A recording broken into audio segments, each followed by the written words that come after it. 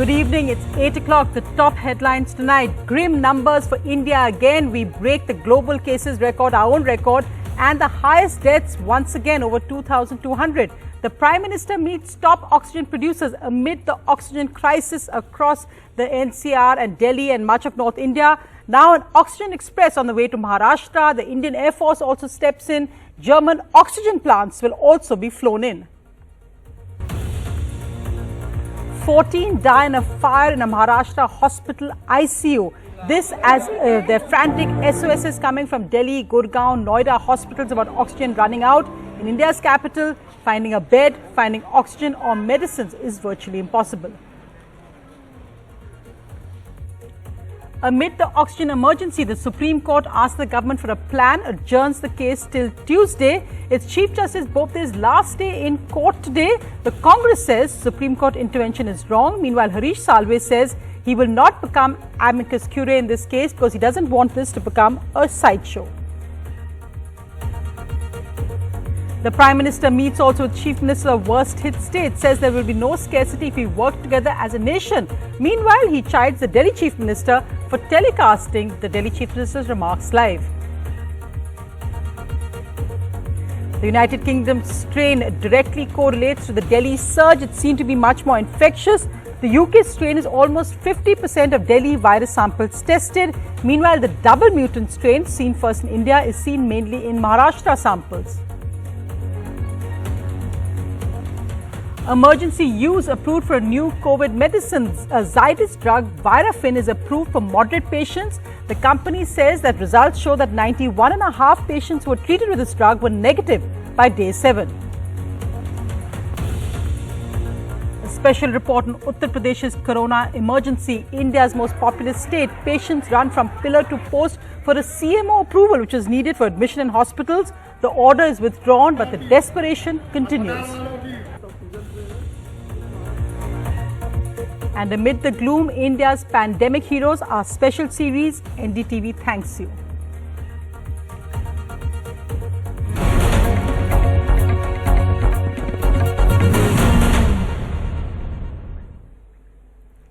Well, our main headline tonight remains India's oxygen emergency.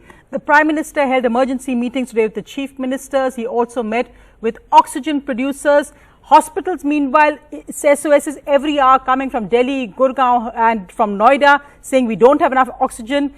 Patients are dying. This is happening as the Oxygen Express is refueled and heads to Maharashtra with life-saving oxygen.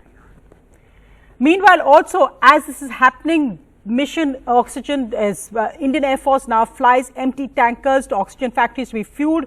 Also, an Oxygen Express goes from Andhra Pradesh to Maharashtra. And this is all happening as we see the desperate need for oxygen remains. And I want to go across first to Akshay Dongre, who is at one of Delhi's main government hospitals, the Guru Tegh Bahadur Hospital. Akshay, this really has become a situation where we've seen patients are in stretchers outside. Even the mortuary here is overflowing because you're not getting oxygen, you're not getting beds, and you're not getting medicine. Well, Sonia, the scenes here at the GTB hospitals are beyond all of our nightmares. If I would like to first show you what exactly is the situation like. You can see that that ambulance that has been parked there, it has a patient there in this emergency area of GTB hospital. You can see the patients are being treated on stretchers. There are no beds available inside to treat the patients. We have certain relatives of some patients who have told us that the beds are being shared for patients who are being treated inside the hospital, and this is GTB hospital, one of the largest COVID-19 hospitals. And if the situation is here like this, then we can only imagine what is the situation like. We have one of the patient's relative here. क्या exactly हुआ है यहाँ पर? Problem क्या आ रही है आपको अभी? प्रॉब्लम आ रही है, जैसा आप मतलब अंदर के विजुअल्स तो अभी आपके लिए टीवी पे दिखाना थोड़ा मुश्किल होगा, लेकिन अंदर ये हालत है कि एक के ऊपर एक बंदा चढ़ा हुआ है, मतलब स्ट्रेचर नहीं है। मैं अपनी मम्मी के लिए स्ट्रेचर ढूंढ रहा था, स्ट्रेचर नहीं मिला, ठीक है। दूसरी चीज़ ये हुई कि जब बेड हमें नहीं मिला तो हमें बेड शेयर करना पड़ा। एक बुजुर्ग अंकल के साथ एक लेडी बेड शेयर कर रही हैं, ठीक है। यहाँ पे basic etiquettes, manner, even sanitization भी कोविड-19 पेशेंट के लिए जो सबसे ज़्यादा ज़रूरी मानी जाती है वो यहाँ पे नहीं है। क्यों? क्योंकि यहाँ पे पहली बात तो कोई झाड़ू पोछा मारने तो आता ही नहीं, ठीक है। दूसरी बात ये सिचुएशन काफी खराब है, बेड्स की भी बहुत दिक्कत है। सर आप बताइएगा, आपकी भी, मैं आपसे दोबारा बात करूंगा, आपके पेशेंट कहाँ पर है सर? हमारे पेशेंट हिंदू रो से परेशान होते हुए आशा अली उससे परेशान होते, हिंदू रो आशा अली वहाँ से लिख दी है, चिट्ठी दे दी है, वहाँ जाके दाखिल करवा दो। 65 साल के हमारे माता जी हैं, उनको दाखिल नहीं होया जा रहा। वहाँ अभी तक 1.5 घंटे से खड़े हैं। एम्बुलेंस का मैं जमीन पर रख दूंगा, मरीज को अंदर नहीं जाने दे रहे डॉक्टर लोग, गार्ड लोग। फुल है मतलब हॉस्पिटल यहाँ पर? ये कोई सुन नहीं। केजरीवाल जी कह रहे भला करेंगे भला करेंगे, मोदी जी कह रहे हैं वो सिलेंडर आ गए हैं, कुछ नहीं आ रहा। तो सिचुएशन काफी खराब है, बहुत दुखी हो रहे हैं। तो Sonia, also the bigger problem here is that even though the patients are there in that area, in that waiting area where they are being treated on the stretchers, more and more ambulance, as you can see, are coming inside. There are several auto rickshaw drivers who were just minutes back, they were waiting here, but after waiting for hours, they have now decided to come to leave the hospital after losing all the hopes. And this is just a few families. All of the families, in fact, have similar things to share as far as their experience is concerned. No, the similar story, not just in Delhi. In fact, as we keep saying, Delhi is the best in medical infrastructure in India. Can you imagine what it's like in other states and what's happening there? We'll have a special report from UP as well.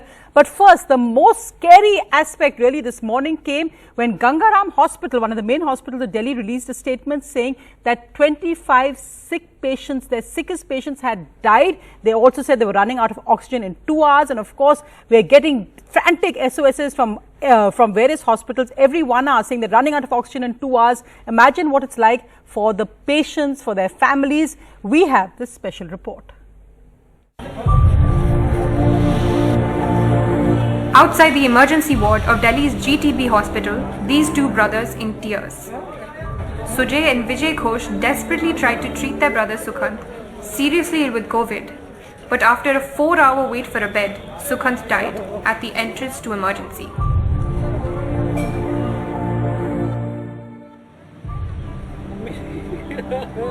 Outside Delhi's Pentamed Hospital, Pradeep Mishra breaks down.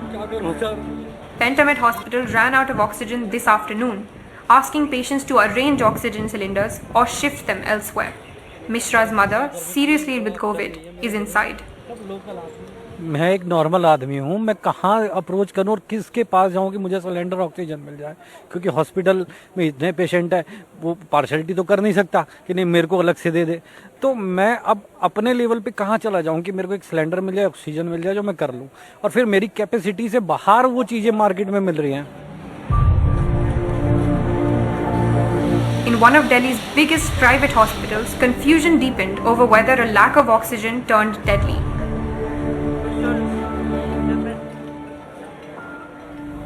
Sir, Gangaram Hospital put out a message at 8 a.m. claiming 25 of their sickest COVID patients had lost their lives in the last 24 hours. Their ventilators and BiPAP machines had stopped working effectively, and the lives of another 60 of their most sickest patients were in peril. Something their medical director, Dr. Katoch, also confirmed to me on the phone. But the hospital's chairman had a different version of events. Is this due to lack of oxygen supply? That is not true. They have not died because we were not having oxygen. We are maintaining oxygen supply at lower level, and there have been no deaths because there is no oxygen at all.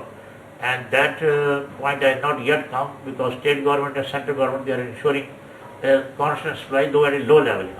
For the third straight day in a row, Delhi hospitals sent out SOS messages to the government urgently requesting medical oxygen. From Max Saket to Batra Hospital to Holy Family Hospital. We have about 500 liters of liquid medical oxygen left with us. Now this is enough for half an hour. Now think of a patient's life after half an hour. We have declared emergency. We are running from pillar to post for the liquid oxygen.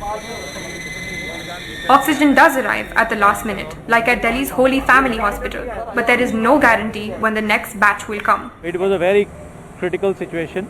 We had almost last 30 minutes of oxygen left in the tank, the liquid medical oxygen. So we had made a backup of multiple cylinders that we had lined up to have some more backup, but we didn't know if it would work because the load is so high We were not sure that it would collapse or it would work. Just in the last half an hour, we have seen 3 crises here at the GTB emergency ward. There are no beds here, but an overwhelming wave of patients who need help, beds and oxygen.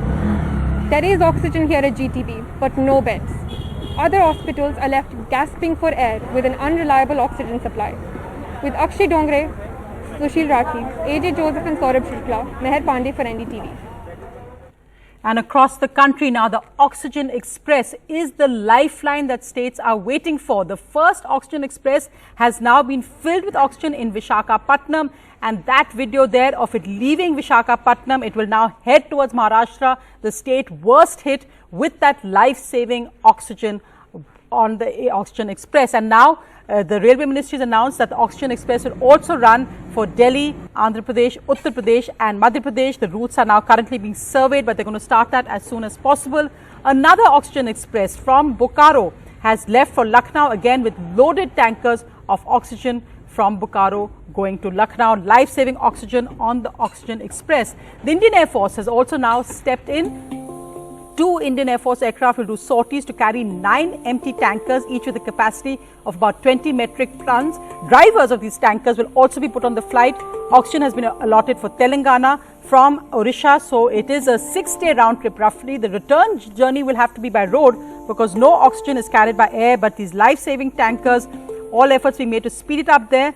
And the Defence Ministry is now going to airlift 23 mobile oxygen generating plants from Germany here to India. They say that each plant will have a capacity to produce 40 litres of oxygen per minute and 2,400 litres every hour.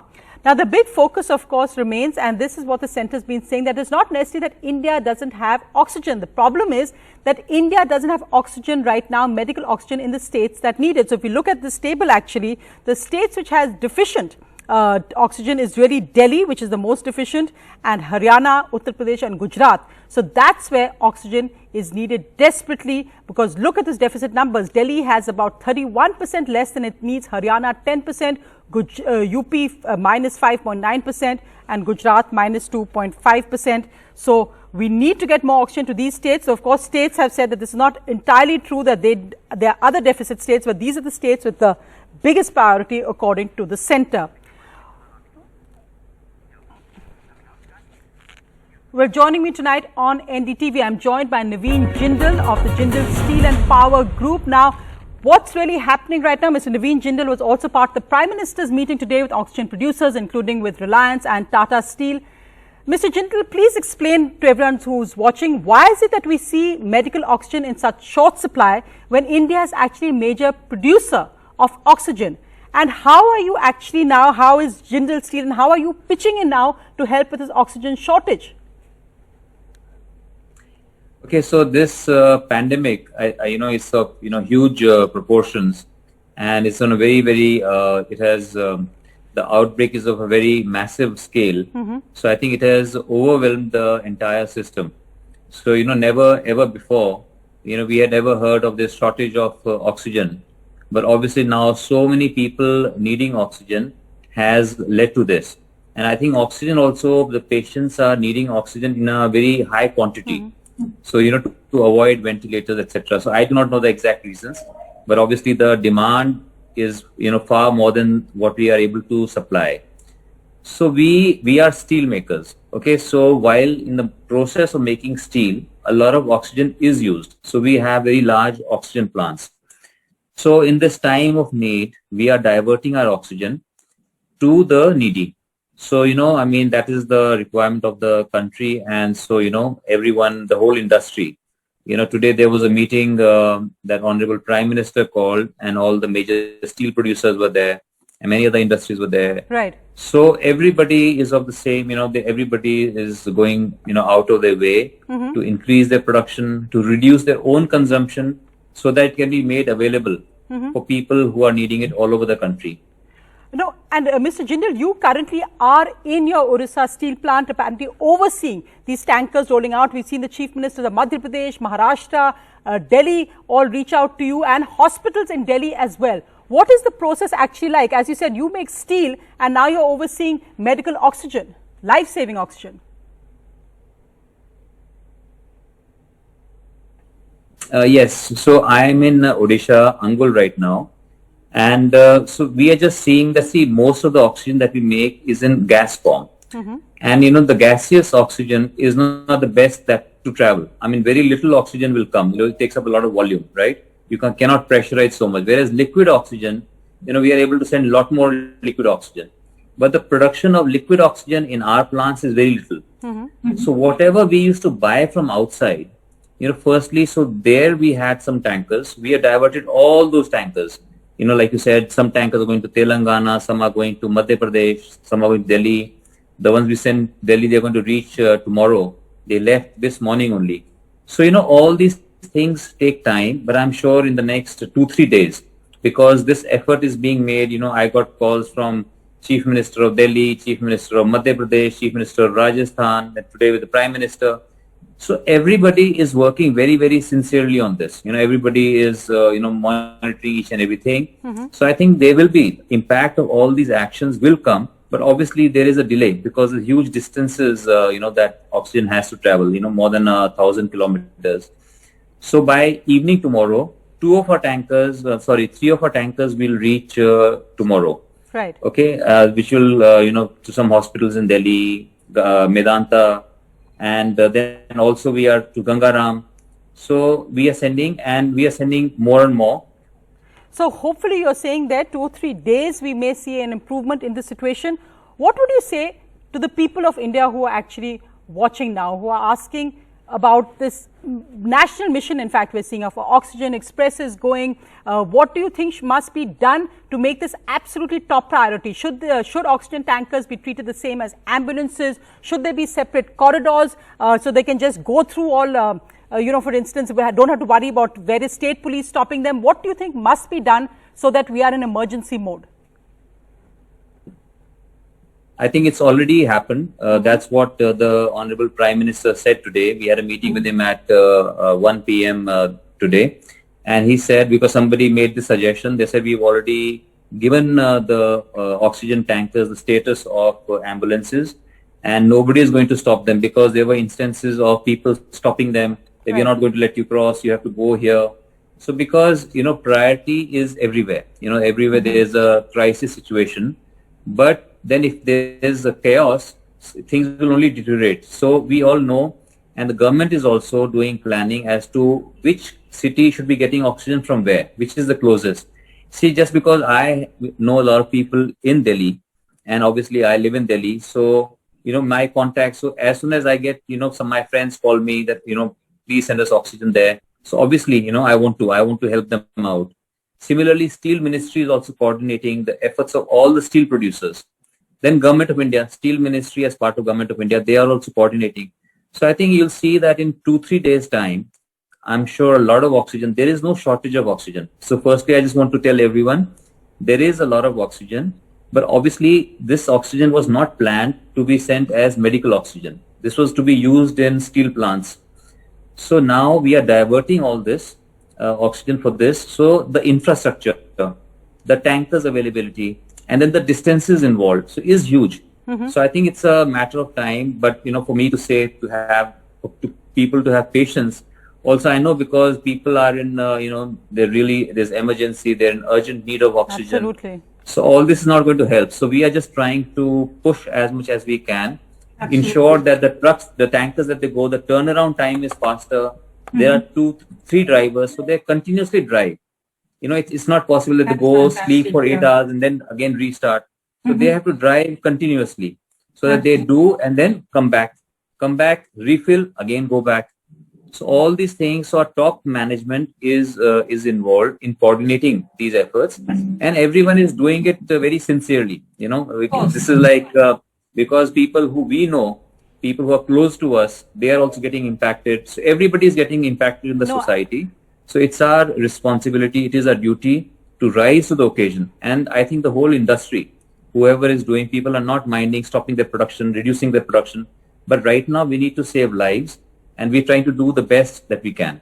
No, absolutely. And I think it's a national service, whether it's you in your Orissa steel plant, whether it's the drivers of those tankers, whether it's the railways and the Oxygen Express, it's really national service now. So just that point to put, and in fact, wonderfully, we wish that this had, of course, happened earlier. The Delhi High Court also made some strong observations on how putting economic concerns aside versus lives. How are you managing? Has production now shut down in all your steel plants because of this? How are steel plants, not just you, but Tata Steel and other plants managing? I have not seen the Delhi High Court observations or whatever. So, obviously, the production comes down because, like I said, we only can make certain part of oxygen as liquid oxygen. So, the gaseous oxygen, that is still there. That is still, so we are able to operate. And then whatever liquid oxygen, even we were buying from outside. So, we were buying from other people also because we ourselves were short of oxygen. So all that oxygen now, instead of using to enhance our production, we have started to divert whatever we were buying. That we have diverted in whatever liquid oxygen we can make. So we are trying to maximize that because then you have to make less of gas and more of liquid, right? So earlier, since there was no need, we used to all use it as a gas. But now we are making maximum liquid so that we can fill up the tankers. Right. So right now, like we have 500-600 tons of oxygen in our plant. So we are happy to, give it all. That's why, like say till today, we are at the rate of, yesterday it was 100 tons a day. Today it's 150. Tomorrow we'll cross 300 tons per day. So next 1 week, we should be able to give oxygen at 300 to 400 tons per day. Fantastic. So that would be say around 15 to 20 tankers every day. And till our stock lasts. Then I'm sure, but by that time, I'm sure the things will start to come under control. I'm hoping that would happen. Mr. Naveen Jindal, thanks so much. Thank you for pitching in. Tata Steel, Reliance Industries. It's really wonderful that everyone is coming together. This as the situation is so desperate across India in hospitals. Well, today the Prime Minister also met virtually with Chief Ministers of the worst hit states, looking at various emergency measures. He said that there's no scarcity of resources if we all work together as one nation. That was the main point that the Prime Minister met with the various Chief Ministers. Well, one sidelight to that was when the Delhi Chief Minister's remarks were telecast and he was asking who is he meant to call when he needs oxygen for his city's hospitals. And the Prime Minister said you can't actually be telecasting this live. Well, let's leave the politics aside. Today, the government has announced free food grains for the poorest once again. This first was done during the national lockdown last year. There will now be 5 kilos per person per month for 80 crores beneficiaries announced here by the government. This will be distributed in May and June 2021. Well, a busy last day for the Chief Justice of India today, hours before his official farewell. His bench is hearing on COVID after the court on its own took up India's COVID emergency situation today. The Supreme Court gave the centre some breathing space, asking for a national plan, but giving them time till Tuesday to file a reply. This as the bench expressed anger over remarks by senior advocates who had criticised the top court for taking over this case when it was being heard in high courts. The top court told lawyers that even without reading the order, non-existent imputations were being imputed. Is this the way? A senior advocate Dushyant Dave to speak, you are imputing motives without seeing the order, you must protect the institution. He replied it was a matter of perception and genuine as the Supreme Court has done it in the past. However, Justice Bhatt then intervened to say we never stalled high courts. They went ahead and passed orders. The Chief Justice said our intention was to look into interstate movement of oxygen. The lawyer's criticism came after the top court yesterday said high court's orders are creating confusion and diversion of resources. The Congress party has also had a press conference today saying the Supreme Court should not have intervened in this case. Meanwhile, as Harish Salve has exited this case, yesterday the court had asked him to be amicus curiae. He said, I don't want to be because I don't want a sideshow being cast or a shadow that I knew the Chief Justice or any allegations of conflict of interest. So I am staying out of this.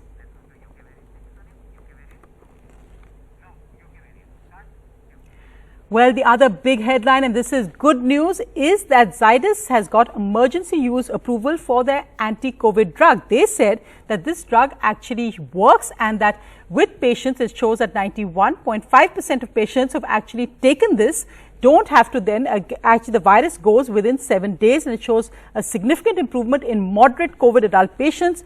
It, however, has to be given early. The big news that patients using this drug were negative by day 7 according to their trials. It's a single dose injection which is administered early on during COVID.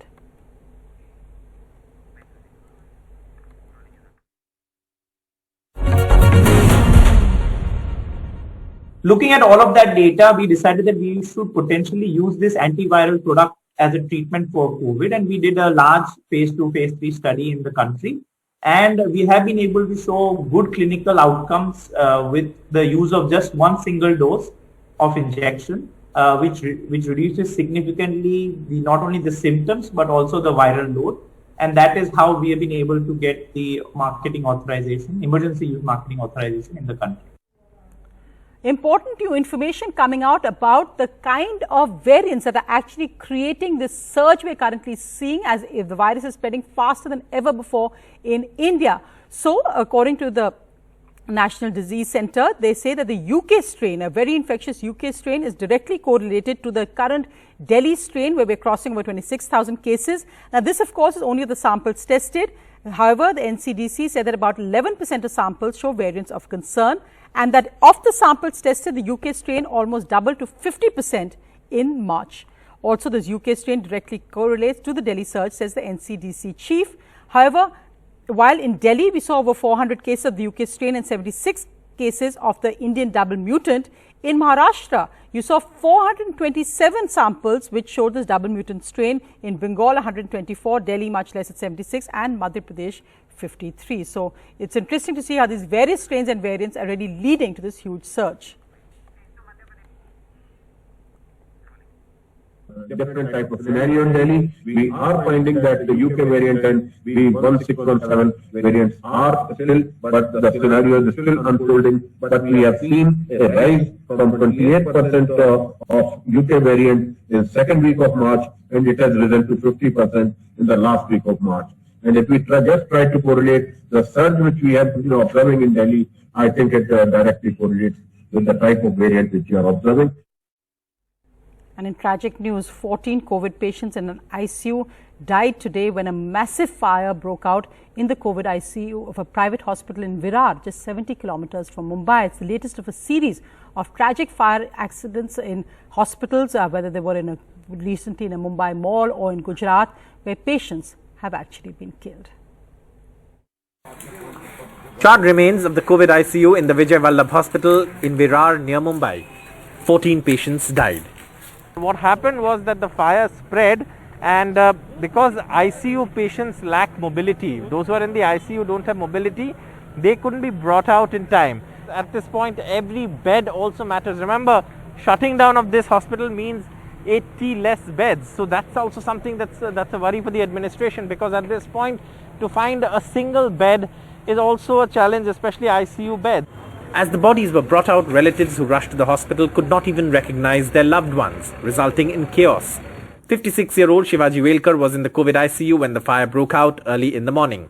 His son Kedar couldn't recognize his dad's body. Cause of death excision बंद करके हम लोग को death certificate में लिखा है. Authorities claim the fire department responded quickly, preventing more deaths. A spark in one of the air conditioners could have caused the blaze, they suspect. Fire audit of this hospital, Vijay Vallabh Hospital, was done about a month and a half back. It was fire compliant, but still, why the fire occurred, we will have to ascertain it. Within 5 minutes, our fire brigade was here. The response time was 5 minutes. However, this comment from the state's Health Minister Rajesh Tope drew criticism.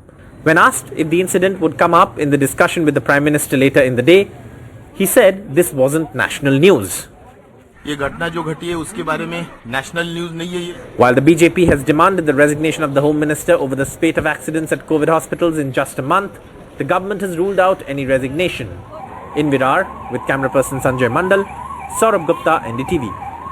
Everyone is struggling to cope across India in different parts. Many people are also pitching in to do their bit. Today, this story of pandemic heroes from Telangana. Plumbers, painters, electricians, carpenter, labourer. This motley group of 9 has come together in Korutla town of Telangana on a mission to give a dignified farewell to the dead, those who died of COVID.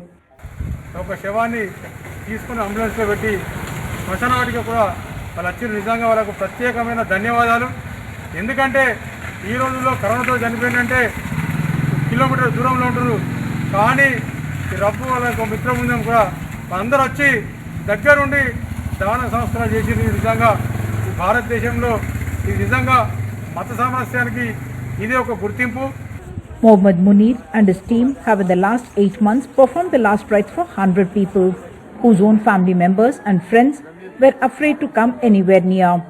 This after Munir saw a body being flung into the grave using a JCB in August last year. The team members are all on roza or fasting in the month of Ramadan, and yet they don't shy away. उनके घर के खानदान वाले भी कोई नहीं आए, महिला वाले भी कोई नहीं आए, लेकिन हम इसलिए आए क्योंकि हिंदुस्तान की गंगा जमुनी तहजीब है, यानी कि हिंदू मुस्लिम सिख ईसाई हर एक आदमी एक है. हमको जो मुश्किल है, उनको जो मुश्किल है, उनके मुश्किल में हम आपको शरीक बनाए. Munir makes sure the rituals of the religion to which the person belonged are followed. They offer their services free of cost, even though all of them are going through financial distress because of the pandemic. Uma Sudhir, NDTV.